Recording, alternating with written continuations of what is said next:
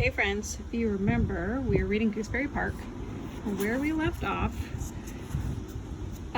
Stumpy had her babies, and then there was a crazy winter storm, and the tree snapped and broke. And Stumpy left her babies with Murray, the bat, and she went to go find Kona. But Stumpy didn't remember that Stumpy remembered Kona's address from when he was a puppy, and he doesn't live there anymore. So the owl told Kona that that's where Stumpy is, but that Kona shouldn't go looking because the wanderer must go be found rather than go looking for them. So Kona took the babies and Murray back to the professor's house, and he put them in a box of Christmas ornaments in the basement. So that's where we are. See there, you see Murray with the Christmas ornaments? Okay, here we go. Guests. Later that morning, Murray rubbed his eyes, stretched his wings, and gave a giant yawn. Top, Bottom, and Sparrow were all sleeping soundly against him, and Kona was coming down the stairs. Murray grinned and waved at the dog. "Say, Kona, what's for breakfast?" "Breakfast?" said the dog. "You want breakfast?" Murray nodded. "Murray, when I got back from Gooseberry Park this morning at 6, you ate a whole bag of Fritos, a box of Ritz crackers, a 16-ounce package of provolone cheese, and an orange." "I ate an orange?" Murray asked. "It's only 10. How in the world can you still be hungry?" said the dog. "I never eat oranges," Murray said. "How can you even move?" Kona asked. "They make me break out," said the bat.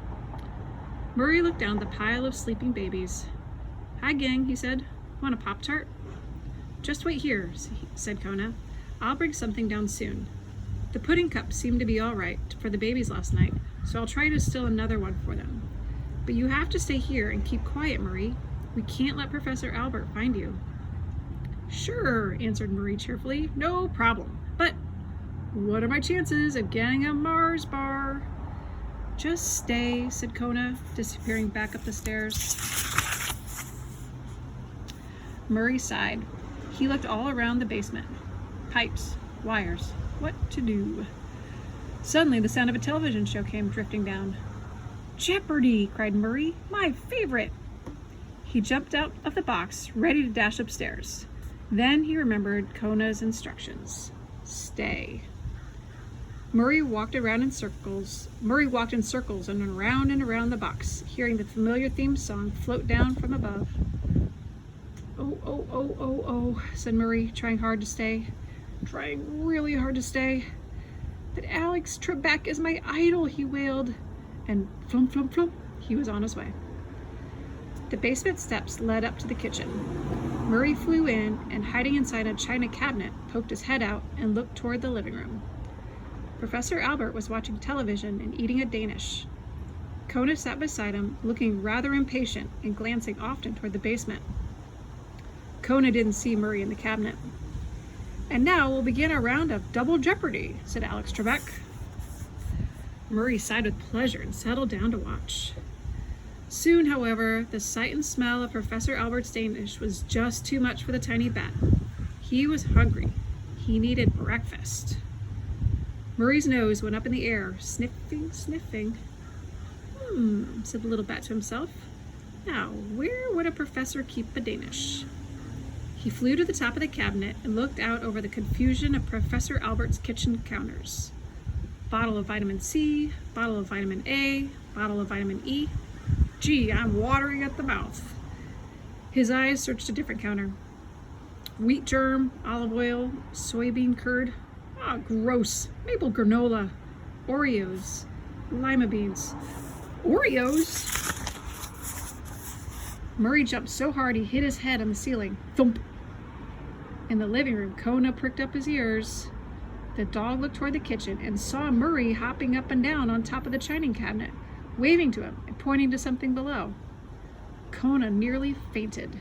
He shook his head fiercely at Murray. The bat mouthed some words to him. "Creamy center," was all Kona could make out. The Labrador frowned and firmly shook his head again. He had to wait for Professor Albert to take a morning nap before carrying any more food to the basement. The professor would likely be home all day with the ice outside still so thick. They were lucky to even have the electricity back on. And Murray was supposed to be staying in the basement, but there he was, bouncing like a ball on the china cabinet. Murray had to behave. Kona rigorously shook his head at the bat again. "A flea, Kona?" the professor asked, putting down his Danish and rubbing Kona's ears. "No, just a pest," the Labrador said to himself. Back in the kitchen, Murray threw up his wings in exasperation. Whole bag of Oreos in the kitchen, and the dog only wants his ears scratched. Domestic animals. Who can figure 'em? Flum. Murray dropped down to the kitchen counter. Just then, Professor Albert rose and said something about needing some butter. "Uh-oh," said Murray, who was just getting to his first creamy center. Professor Albert started for the kitchen. "Double uh-oh," Murray said again, stuffing the Oreo in his mouth and looking for a place to hide. The professor took a few more steps toward the kitchen, but before he could get there, crash! "What?" The professor spun around. On the living room floor, Professor Albert's Chinese ginger jar lamp lay in 100 pieces. Kona sat very still and wagged his tail, just a little. Murray seized his opportunity. The cookie still in his mouth, he grabbed 2 more with his feet and flew down the basement steps. Back in the living room, Professor Albert was saying that he didn't understand how a lamp could just knock itself off of a table, and why did he keep thinking he heard a bird in the house? And really, weren't the past 24 hours the strangest anyone had ever seen? Kona, glancing over the sleeping Gwendolyn, tried to wipe the guilty look off his face. He could not have agreed more with the old professor. Do you think Kona did it on purpose? I do. All right, chapter 12. Food and conversation. Sure, I'll do it. For the next few days, while Kona and Gwendolyn tried to figure out how to find Stumpy, bags of nacho chips, boxes of after-dinner mints, jars of crunchy peanut butter, and the occasional chocolate bar with almonds kept disappearing mysteriously from the kitchen. Poor Professor Albert. He would stand in front of the refrigerator or in front of the pantry, scratching his head in confusion. He would tell himself that he was not getting senile, that he just thought he'd bought that bag of chips or that jar of peanut butter. No cans of lima beans or spinach ever disappeared. It was as if some force in the universe wanted Professor Albert to eat only healthy things.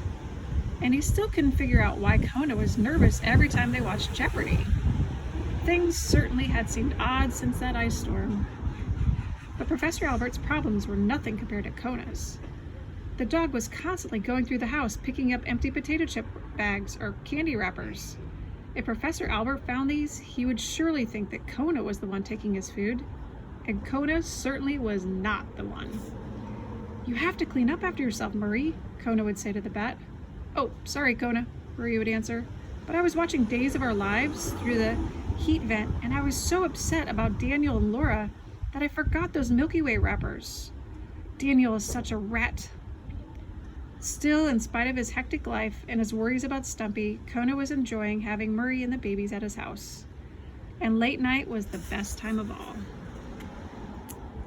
Long after Professor Albert had gone off to bed, complaining again that he just couldn't understand where an entire bag of Chips Ahoy could disappear to, and speculating that another of those pesky chipmunks was sneaking in, Kona, finally able to relax, would softly pad over to Gwendolyn's bowl, pick her up gently in his mouth, and the two would sneak down into the basement.